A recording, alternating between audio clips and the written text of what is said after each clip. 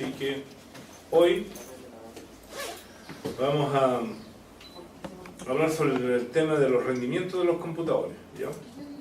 Esto va a ser útil para ustedes porque les va a permitir cuando vayan a elegir alguna plataforma computacional ver algunas herramientas que le podrían dar luz sobre qué plataforma es mejor que otra. Algunos de ustedes se me han acercado para decirme cómo puedo saber si mi máquina cómo está funcionando, o sea, si está funcionando bien o no. Bueno, esta herramienta que yo les voy a mostrar hoy día les va a permitir en un momento determinado comparar entre distintas tecnologías y decir esta máquina es más eficiente o no es más eficiente. Sin embargo, este mundo de las comparaciones es bien complejo porque no siempre tenemos buenos resultados. A veces nos cuesta comparar las arquitecturas y eso es lo que quería mostrar acá. Así que hoy día vamos a dedicarnos específicamente a rendimiento.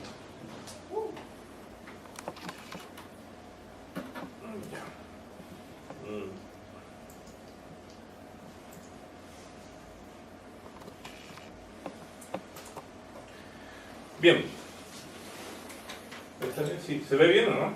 ¿Sí?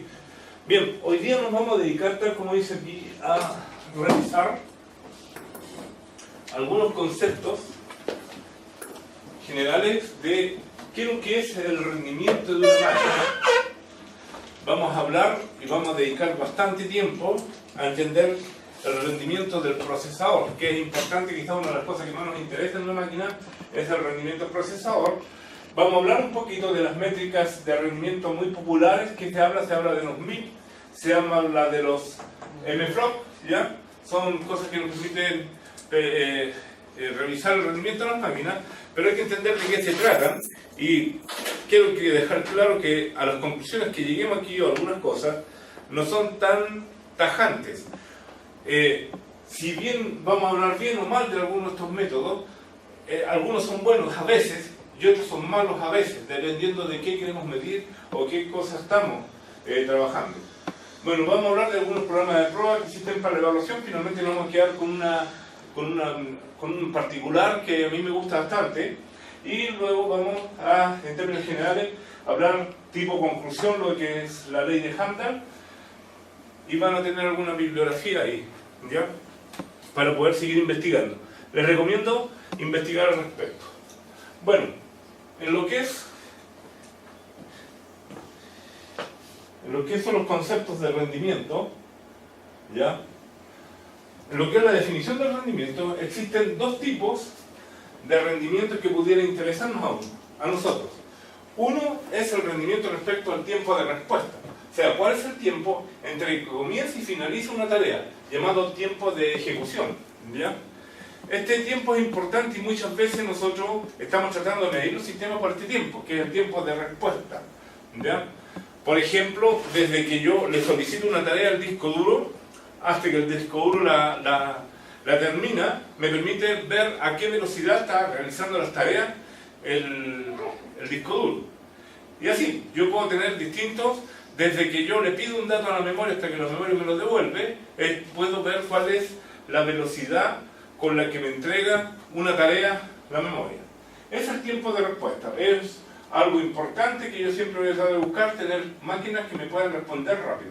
Pero además existe lo que se llama la productividad, que es el throughput, que la productividad más bien tiene que ver más con la velocidad del sistema, sino que cómo está armada la arquitectura de este sistema, cómo está organizado el sistema, de tal manera de que quizás con la misma velocidad pueda yo obtener mejores resultados, más rápido. Más de alguna vez yo le he dicho que en este tema, por ejemplo, vamos a ver un ejemplo muy similar, pero en el pipeline yo le decía que es una estrategia que permite que el computador nos realice más acciones por segundo, pero en ningún momento está funcionando más rápido. No está funcionando más rápido, sino que me está realizando más cosas por segundo, pero no más rápido.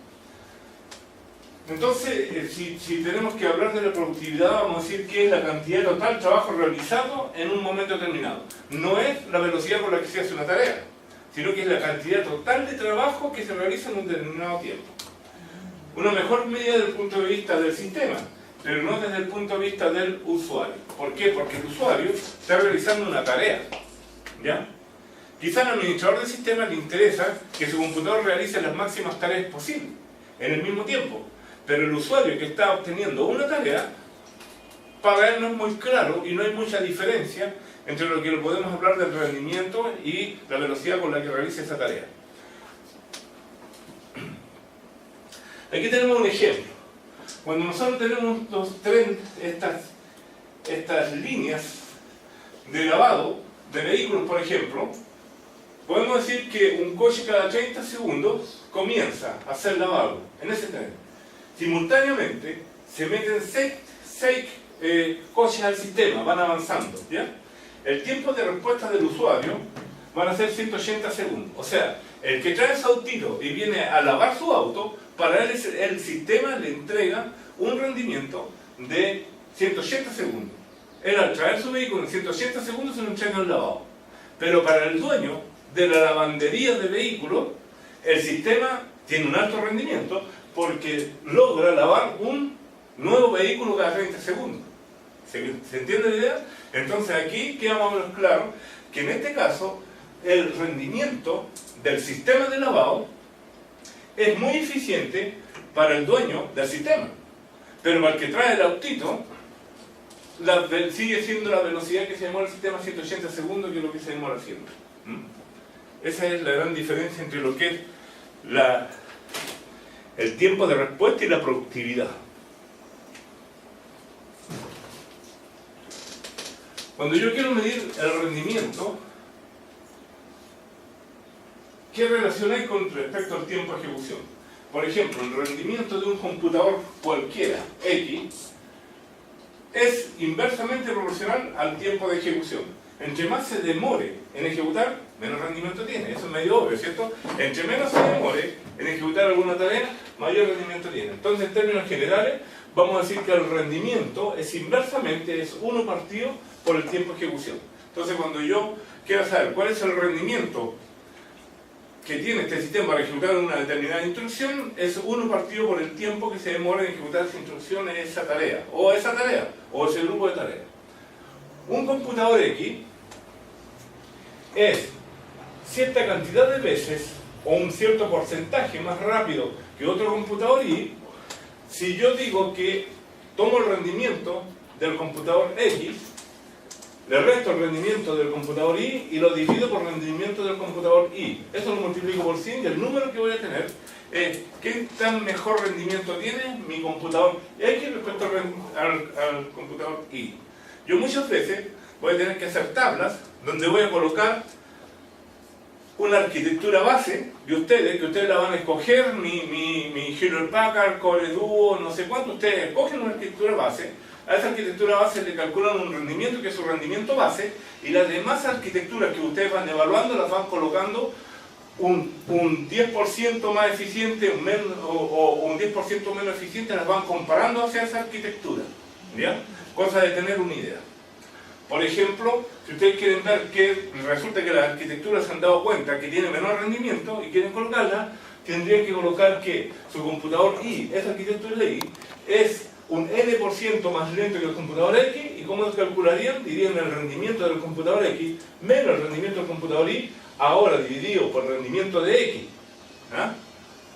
Lo multiplican por 100 y te va a decir que es un 98%, es un 95% más de menor rendimiento, de peor rendimiento que esta otra arquitectura. Siempre que ustedes evalúen, van a tener que escoger una arquitectura base que van a decir, puede ser una arquitectura de las mismas que están ustedes evaluando, o hay veces que obtienen información que son de algunos estándares. Por ejemplo, los fabricantes o IBM o alguien pueden darle los datos de una arquitectura X, cualquiera, no le interesa cuál.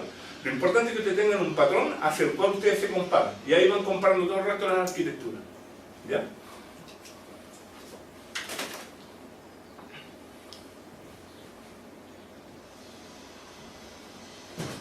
Las medidas de tiempo que se utilizan, por lo general se van a utilizar segundos.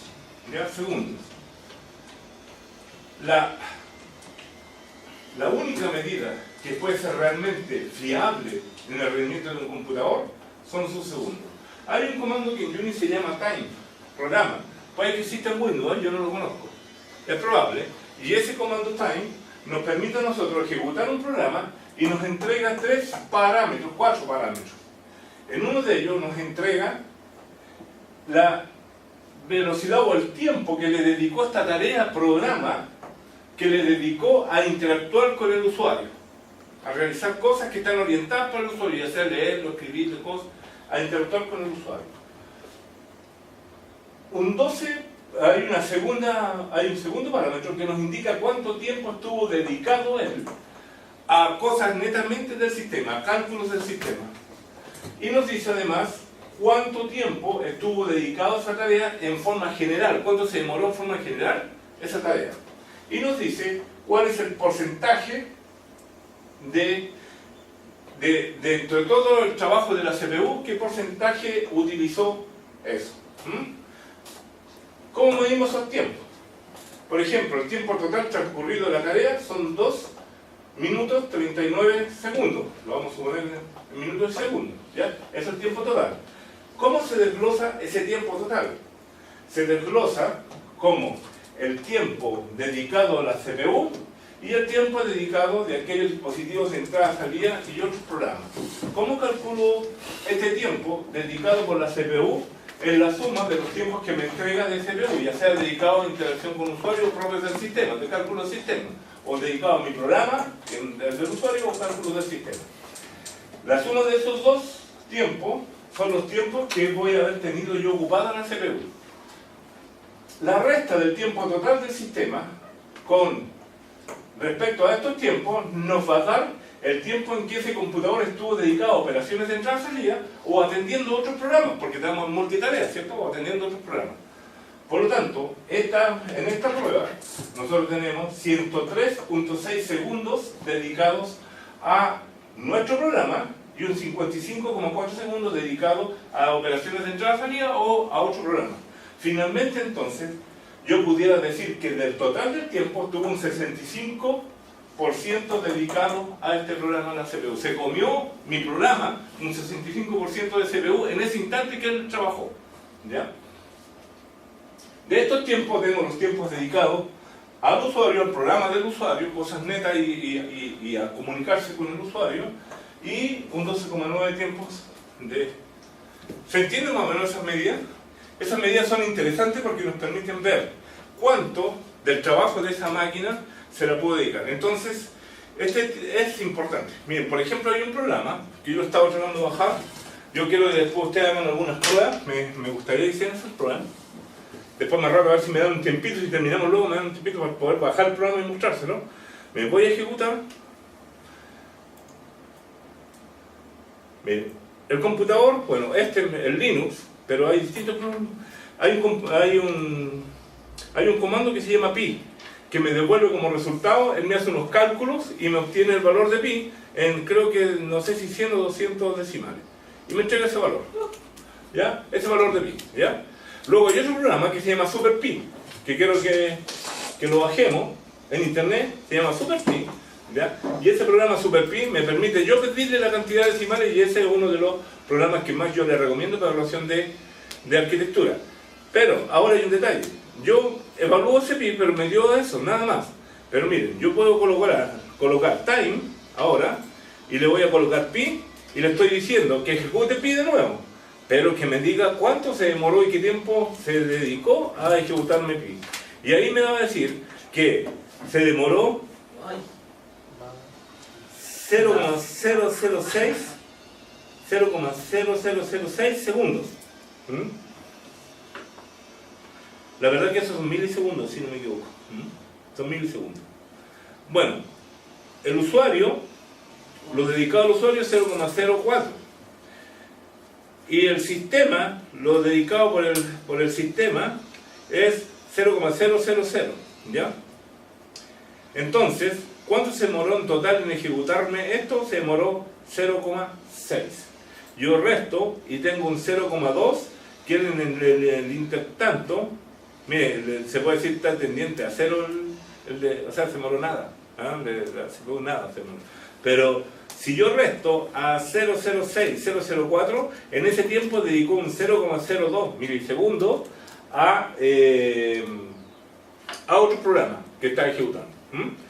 ¿Se entienden? Ahí están los parámetros que yo estoy entregando ahí. Una máquina que se demore más lento, o que sea más lento, me da números más grandes aquí. Me gustaría que lo investigaran y buscaran el comando superpi, ¿ya? Para que lo pudiéramos trabajar. Lo pudiéramos buscar. Bien. Entonces, esta forma de medir los tiempos nos permite a nosotros tener una visualización de qué tan eficiente es en mi arquitectura. Bien.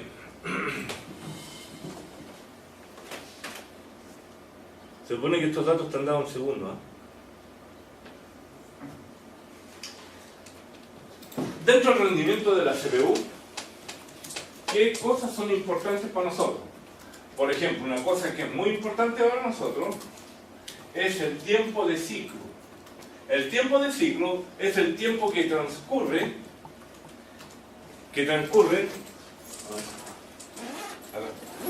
el tiempo de ciclo es el tiempo que transcurre desde un clock del reloj hasta un nuevo canto de subida del reloj.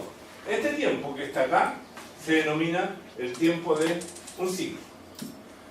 Como ya pudimos ver, en la primera materia se supone que tuvo que haber quedado claro, de la implementación de las distintas instrucciones de bajo nivel, no todas se hacen con el mismo número de microinstrucciones. Hay instrucciones de bajo nivel donde la unidad de control necesita más microinstrucciones para realizarla y otras necesitan menos, otras necesitan muy pocas, ¿ya? Cada microinstrucción a veces realizada en un ciclo, en 2 ciclos o 4 ciclos de reloj. Por lo tanto, lo que les quiero decir es que cada instrucción de máquina es realizada por distintos números de ciclos. ¿Cómo yo puedo saber cuánto es el tiempo real que me genera un programa? Y eso me lo da el número de ciclos de reloj por programa, o sea, cuántos ciclos total me consume el programa multiplicado por el tiempo de ciclo. O sea, yo podría, un lenguaje, aquí no le estoy hablando de un programa en Java, estoy hablando, por ejemplo, un código de programa pequeñito que yo lo tenga en Assembler, ya yo podría saber cuánto se demora en ejecutar cada una de esas instrucciones. Tomo las instrucciones y dice, si ustedes tomaran las tablas de las instrucciones de máquina, van a decir, instrucción que consume 3 ciclos de reloj, instrucción que consume 4 ciclos de reloj. De esa forma yo podría, de acuerdo a los ciclos que tengo, podría saber cuántos ciclos de reloj me consume mi programa. Lo multiplico por el tiempo de ciclo de reloj y es el tiempo del CPU dedicado a ese. Esa es la forma como calcula el dato que yo le mostré delante, hace poco rato. Es el tiempo que se demora todo mi programa, ¿ya? Mi programa en la CPU. Esto que está aquí nos permite entender cuál son la cantidad de promedio de ciclos que se le dedica a este programa. Como yo decía, hay instrucciones que requieren más ciclos y hay otras instrucciones que requieren menos ciclos. Entonces, CPI medio me entrega el número de ciclos promedio por instrucción que tiene mi arquitectura, que dedica mi arquitectura. Ese es el número de ciclos de reloj por programa, dividido por el recuento total de instrucciones. Entonces yo cuento las instrucciones en mi programa, veo cuál es el número de ciclos total que tiene ese programa, le saco el promedio y voy a tener cuál es el número de ciclos promedio que tiene mi programa. Una arquitectura mejor hecha, una arquitectura con mejor unidad de control, va a tener un ciclo promedio más pequeño. Una arquitectura más ineficiente, donde no tiene todas las instrucciones de bajo nivel implementadas a nivel de unidad de control, sino que tienen que rehacerse con la ejecución de otras instrucciones de bajo nivel, nos va a entregar un ciclo promedio más alto, ¿ya? El ciclo promedio entonces nos permite comparar dos implementaciones de una misma arquitectura.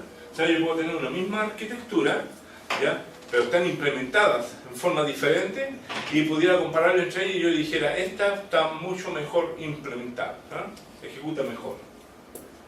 Bien, el tiempo de CPU, el ciclo CPU, es el número de instrucciones total del programa por el ciclo promedio, por el tiempo invertido en cada ciclo. El tiempo CPU es el número de instrucciones por el ciclo promedio de instrucciones, la cantidad de ciclo promedio, por el tiempo que se demora en un ciclo. Eso se llama tiempo de CPU, ¿ya? Bien, respecto a estos datos, que es el ciclo promedio, o el número de ciclos promedio por instrucciones, por el tiempo y por la cantidad, nos va a dar ciertas cosas, nos va a dar ciertos datos, y a veces algunos de esos datos son importantes. Por ejemplo, cuando yo quiero evaluar el rendimiento de un programa, siempre por lo primero que voy a tratar de mirar es el recuento de instrucciones. ¿Cuántas instrucciones tiene? Un programa que haga lo mismo que otro, pero para ello requiere más instrucciones ejecutar, es más ineficiente.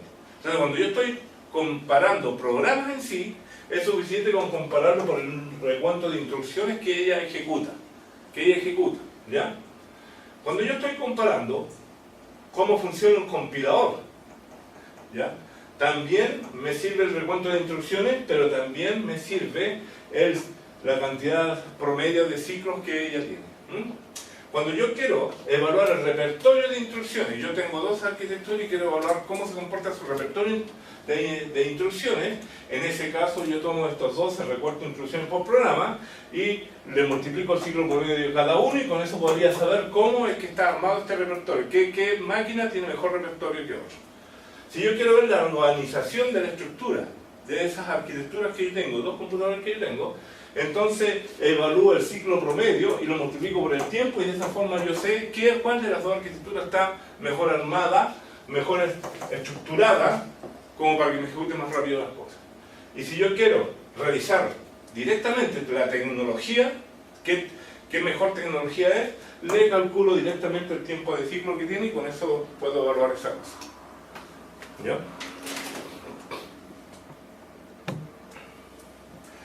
Bien, dentro de las métricas, las más populares que se utilizan, o que uno ha escuchado hablar, es de los famosos MIPS y los MFLOP. Cuando yo utilizo MIPS, no me basta los tiempos de ciclo. Yo puedo tener dos arquitecturas, y creo que más de alguna vez hemos hablado de eso. Yo puedo tener dos arquitecturas que tengan distintos tiempos de ciclo. ¿Qué significa? Yo puedo tener una arquitectura por ejemplo, de 3 GHz de clock, y yo podría tener otra que tuviera, en vez de 3, tuviera, no sé, 2.6, 2.8 o 2 GHz, ¿ya? Diferentes, tiempos de ciclo diferentes. Sin embargo, una arquitectura que tenga tiempos de ciclo diferentes o tiempos de ciclo menor puede llegar a ser más eficiente que otra arquitectura que tenga mayor tipo de ciclo, simplemente como ha sido armada su arquitectura, su estructura, qué tan eficiente está armada esa máquina, a nivel de procesador y a nivel también de organización, de memoria, de ese tipo de cosas. Entonces, una mejor medida que el tiempo de ciclo son los millones de instrucciones por segundo, porque eso me permite a mí saber qué tan eficientes son dos máquinas. ¿Cuántos millones de instrucciones ejecuta la máquina 1 y cuántos millones de instrucciones ejecuta la máquina 2? Por supuesto que para yo ver eso, voy a tratar de evaluar el mismo set de instrucciones que le voy a pedir a ambos. Le he hecho correr un mismo programa a uno que a otro, que yo sé cuántos millones de instrucciones me va a ejecutar, y quiero ver cuántas de esas ejecuta por segundo. Esos son los MIP, millones de operaciones, millones de instrucciones por segundo. Para eso, ¿qué es lo que se hace? ¿Cómo yo puedo medir los MIP? Para medir los MIP se hace una división entre la frecuencia del reloj, los 3 GHz, los 2,6, 2,8 GHz, ¿ya? La frecuencia del reloj, y se divide por el ciclo promedio de la arquitectura por 10 elevado a 6. Eso me va a dar un número, y esos son los millones de instrucciones que es capaz de ejecutar mi máquina.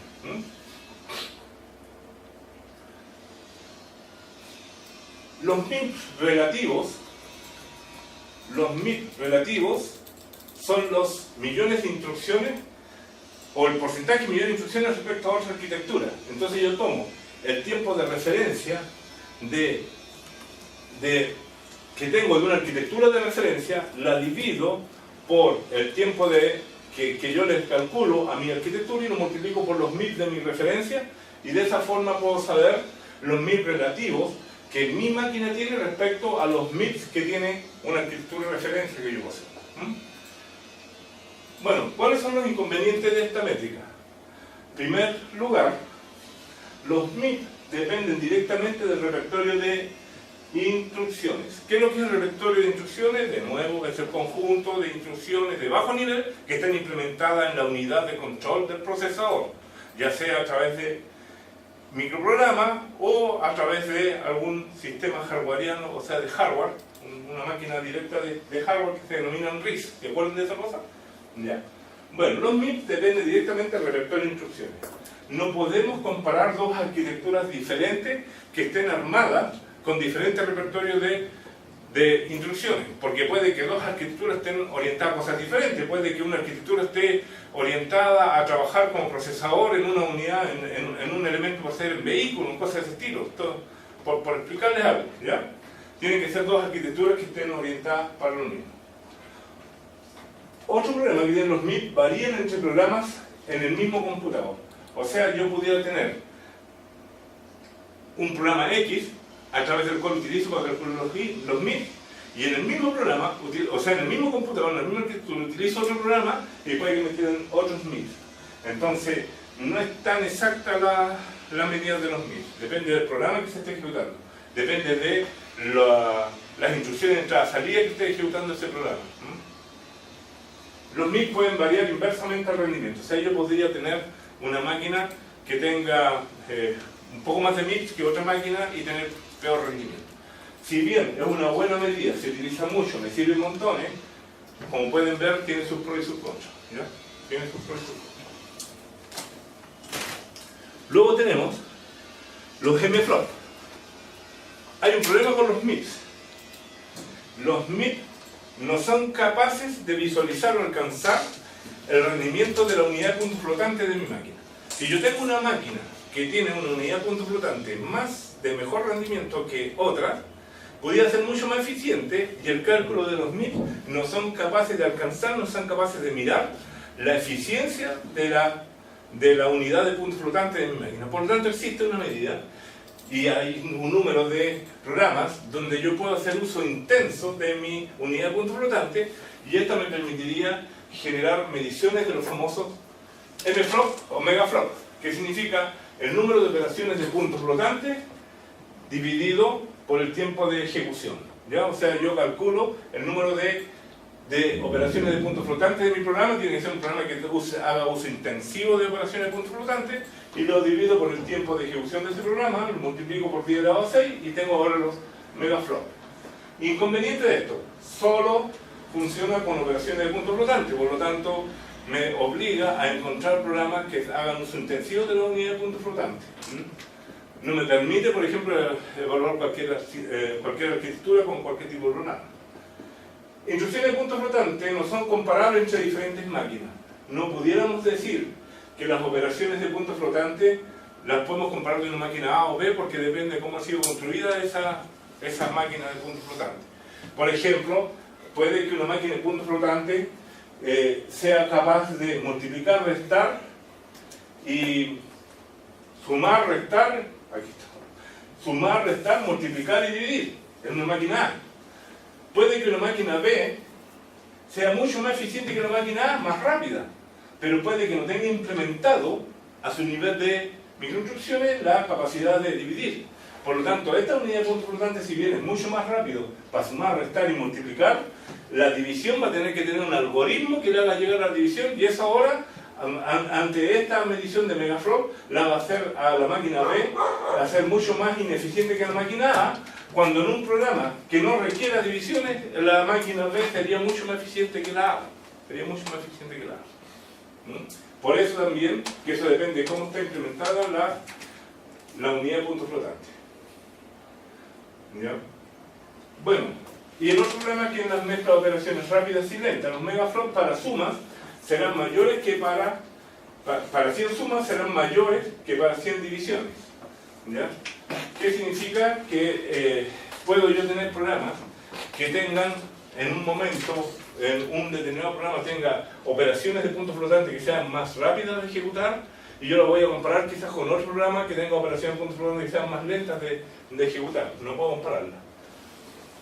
Bien, una buena medida de normalización, o sea, porque si yo tengo operaciones de punto flotante, de sumas, de restas, pudiéramos decir que la suma, las restas y las multiplicaciones, si le damos un peso de 1, ¿ya?, a las divisiones y al cálculo de raíz cuadrada, le damos un peso de 4. ¿Se entiende eso? O sea, que para nosotros ejecutar una división es comparable con que se hayan ejecutado 4 sumas. ¿Ya? Eso significa. Y los cálculos exponenciales y los senos y cosenos tienen un peso de 8, que significa que si yo he hecho un cálculo de una exponencial, debiera compararlos en tiempo para decir que se mueve más o menos lo mismo, por 8 operaciones de suma, 8 operaciones de resta. Eso significa los pesos, para equiparar las comparaciones. Bien, hay algunos programas que están hechos para evaluar los rendimientos. Toda vez que yo voy a evaluar rendimientos de arquitectura, utilizo programas que se denominan los benchmarks. Los benchmarks son comparaciones, no son un benchmark, a mí no me va a decir qué tan bueno es algo, sino que un benchmark se va a tratar de comparar con otra cosa que yo voy a utilizar de modelo o de patrón. Entonces los benchmarks en realidad son comparaciones entre arquitecturas. Los benchmarks lo hacen todos, lo hacen las empresas. Las empresas quieren comparar su empresa con una empresa que es reconocida en el mercado como buena en el área que yo estoy haciendo. Así que yo me comparo todos mis índices con los de ellos y sé qué tan bueno soy en el mercado. ¿Me entienden? Igual acá, yo comparo una arquitectura con una arquitectura que entre todos, o yo reconozco como mi patrón. Me voy a comparar con esa arquitectura como patrón. Esos son los benchmarks.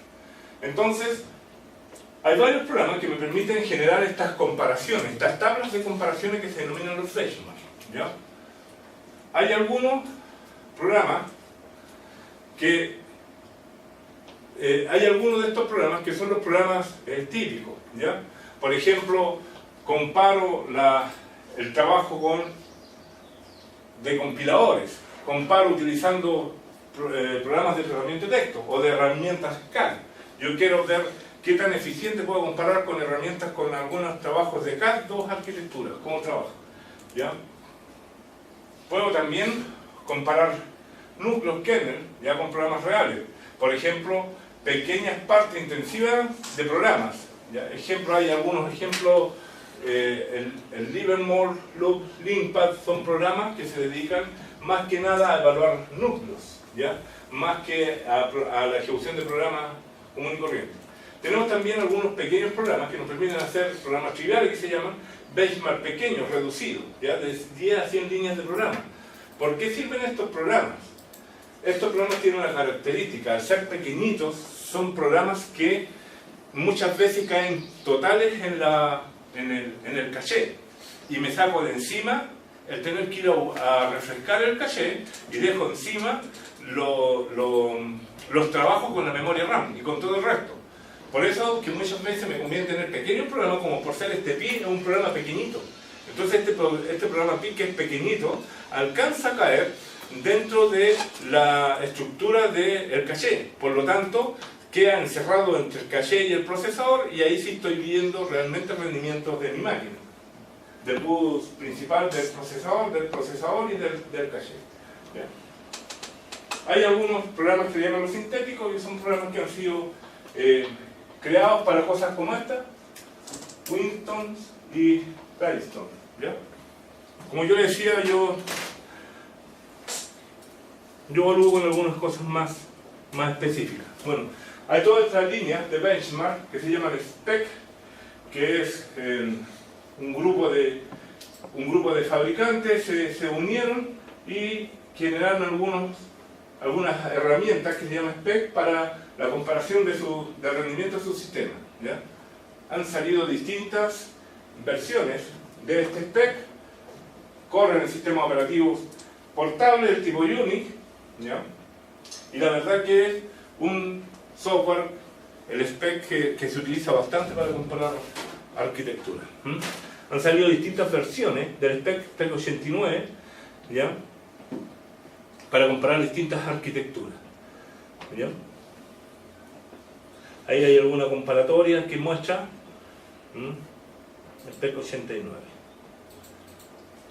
Bien, así han aparecido varias de estas versiones. Este es otro programa del que lo pueden estudiar ustedes, 1995. La verdad es que ya están bastante añejos las versiones de este programa, ¿ya? Y aquí hay algunos programas que todavía son conocidos de SPEC. Bien, esto le quería mostrar porque aquí podemos o nos señala algo bastante interesante. Por ejemplo, al duplicar la frecuencia de reloj de una máquina, en ningún momento se nos duplica el rendimiento. Por ejemplo, duplicando el reloj en un Pentium o en una arquitectura de esta antigua Pentium, solo tenía un 1.7 rendimiento. Aquí pudiéramos ver que entonces cuánto es al duplicar, cuánto nos apura o cuánto nos mejora el rendimiento, y pudiéramos darnos cuenta que no mejora el rendimiento, sino que mejora muy poco el rendimiento. Hay algunos momentos, y esto lo vamos a revisar con un poquito más de calma ahora. Fíjense que hay unos instantes, eso ya no sé, hay algunos instantes en que por más que yo trate de apurar la velocidad de mi máquina, ya no mejora el rendimiento de ese acelero. Ahí vamos a hacer algunos cálculos para mostrarlo. Bien, los problemas en los programas de prueba. Bien, los programas reducidos, los pequeños programas para comparar arquitectura, no caben en la memoria principal, como yo decía, todos los programas caben en la memoria caché. Esa cosa es buena, porque mide el procesador. Es malo, ¿por qué? Porque puede que mi arquitectura que yo estoy midiendo sea más eficiente a nivel de procesador que la otra arquitectura, pero puede que el bus para rescatar las instrucciones de la RAM sea menos eficiente en esta que la otra. Y nosotros sabemos que una arquitectura es tan lenta como el elemento más lento que tiene en toda su cadena. Por lo tanto, estos programas que son pequeñitos, que me muestran muy bien cómo funciona el procesador, no me muestran, por ejemplo, cómo funciona la memoria principal. Una vez que un benchmark se estandariza, o sea, se vuelve más popular, existe un problema que comienzan a aparecer mejoras para elevar el comportamiento de ese benchmark. Si yo empiezo a darme cuenta que SPEC o el Pi, si yo empiezo a darme cuenta que la mayoría de los compradores de hardware están evaluando con el programa SuperPi, entonces yo, fabricante de hardware, ¿ya?, voy a tratar de alguna forma de incorporarles instrucciones que hagan más eficiente la ejecución de ese famoso SuperPi. ¿Me entiende lo que dice acá? Eso, o sea, hay que tener cuidado de eso, porque si yo bajo un benchmark que me permite medir las velocidades de las memorias RAM y ese benchmark me lo ha dado, por ejemplo, Kingston, tengan la más absoluta certeza de que cada vez que mida Kingston la va a encontrar, pero de una maravilla increíble y rápida, y cuando mida su competencia la va a evaluar peor, ¿ya? Aunque sean evaluaciones reales, van a haber mejorado el hardware para que ese benchmark en particular funcione. Yo no soy muy partidario de bajar benchmark de las mismas casas de los fabricantes, sino que soy más partidario de utilizar programas hechos por mí que hagan uso, por ejemplo, intensivo de la memoria, que hagan uso intensivo del procesador, que hagan uso intensivo del disco duro, yendo a grabar el disco duro, y luego con ese programa comparo distintas arquitecturas. Yo soy más por ese lado. Benchmarks reales son muy difíciles en realidad de obtener. Son muy difíciles de obtener.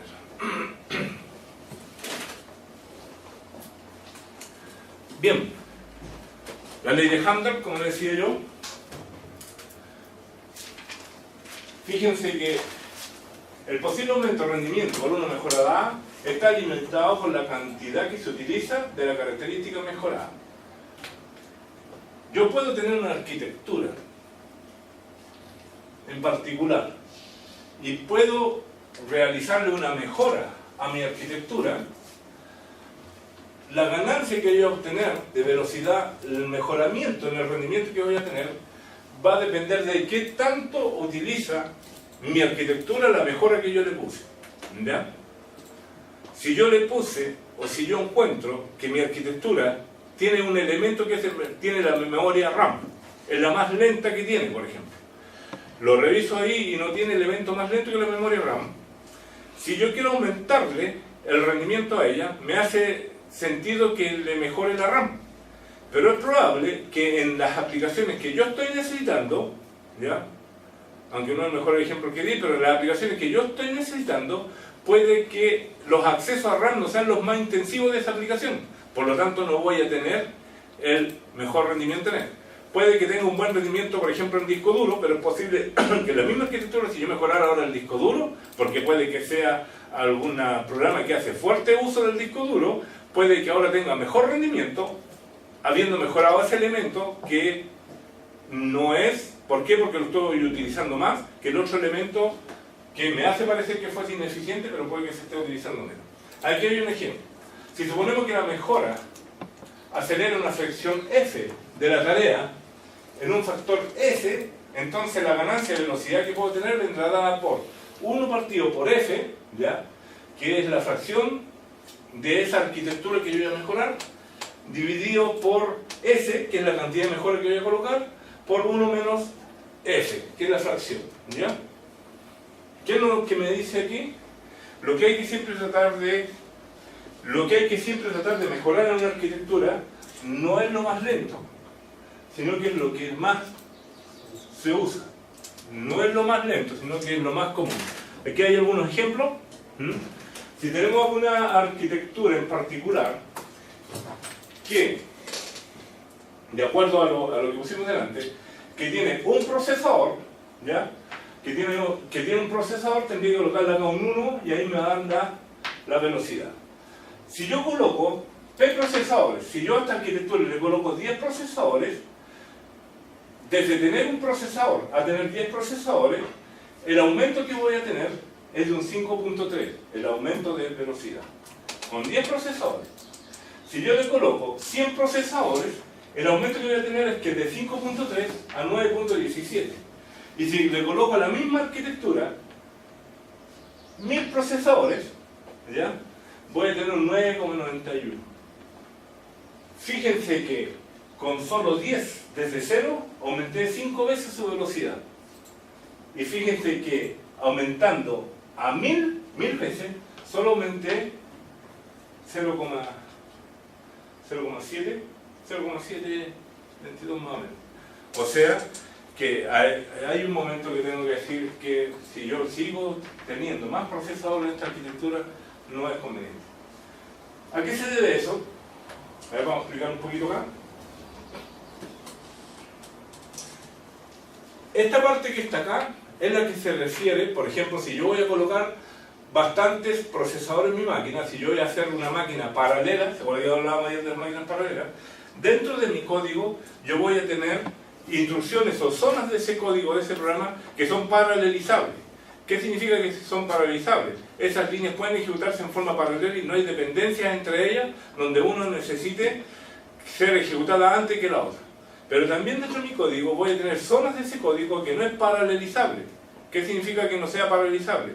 Que por fuerza tengo que ejecutarlo en forma secuencial porque algunas partes, lo más probable es que necesiten que las otras hayan terminado de ejecutar sus cosas. Por lo tanto, en todo código voy a tener instrucciones paralelizables o zonas de instrucciones paralelizables y zonas de instrucciones no paralelizables. Aquí, en esta ecuación, esta parte está dedicada a la zona secuencial, a la zona no paralelizable. Y esta parte, por eso está por el número de procesadores, está dedicado a la zona de paralela. Esta es el rendimiento de la parte paralela y este es el rendimiento de la parte no paralela, ¿ya? No paralelizable. Si yo mejoro el rendimiento de una máquina, pudiera mejorar esta parte. O sea, que ya no se demore 0,1, se demore 0,05, 0,04, 0,03. Eso es mejorar. Si yo quiero mejorar la ejecución de las instrucciones paralelas, mejoraría esta parte. O sea, que ya no sea 0,9, 0,08, 0,7, 0,5, sería mejor paralela, ¿ya? Entonces, por ejemplo, al pasar de 100 a 1000 procesadores, el aumento del rendimiento no ha sido como pudiéramos haber esperado. ¿Qué sucede acá? Esta arquitectura ya no puede o ya no soporta que se siga mejorando el rendimiento por aumentar sus instrucciones paralizables, o sea, por sus instrucciones paralelas. Entonces esta arquitectura, este programa, podría funcionar mejor si mejorara el rendimiento de la parte secuencial. Por ejemplo, lo que delante la parte secuencial se demoraba eso, ahora que se demore la mitad, 0,05. ¿Ya? En este caso, si yo mejoro a la mitad la parte secuencial, con 100 procesadores voy a tener un aumento de 16.95. O sea, delante con 100 procesadores tenía un aumento de 9.17. O sea que dedicándome más a la parte de secuencial de mi programa, tengo un mejor rendimiento que seguir incorporando paralelismo en mi programa.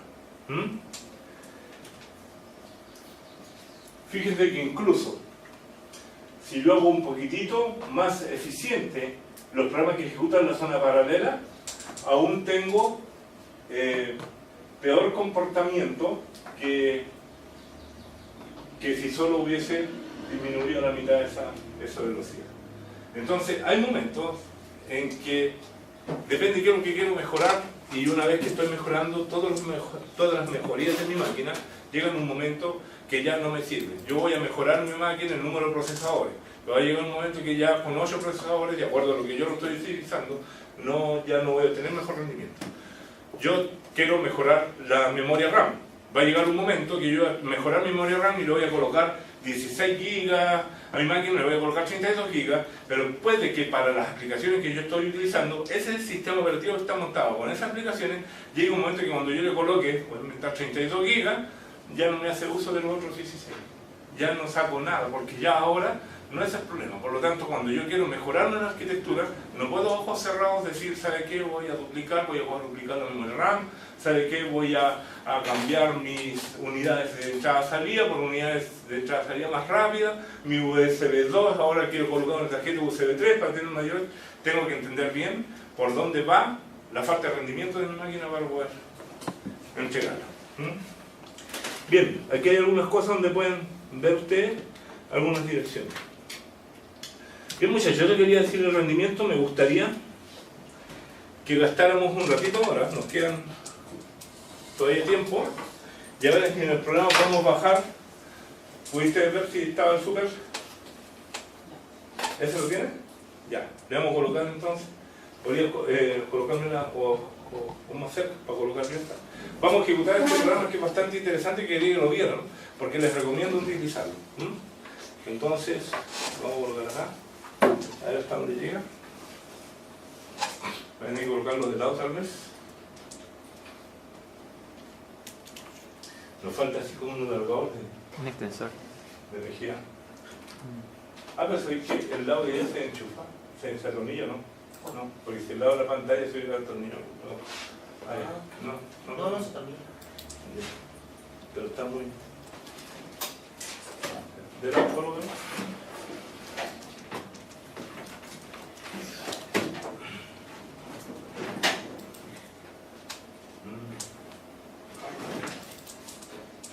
Sí, porque no vamos a necesitar esto. Solo no tienen positivo. ¿Dónde está? ¿Ese?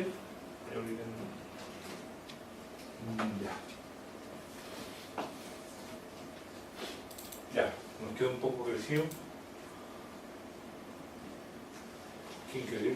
Que haya crecido. Ya, pero no nos interesa ahí. Miren, este programa que está ahí es el famoso, yo le digo que se denomina el Super T, ¿ya?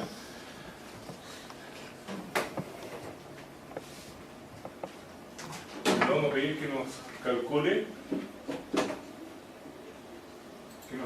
un número. Ahí colocamos el número de dígitos que queremos.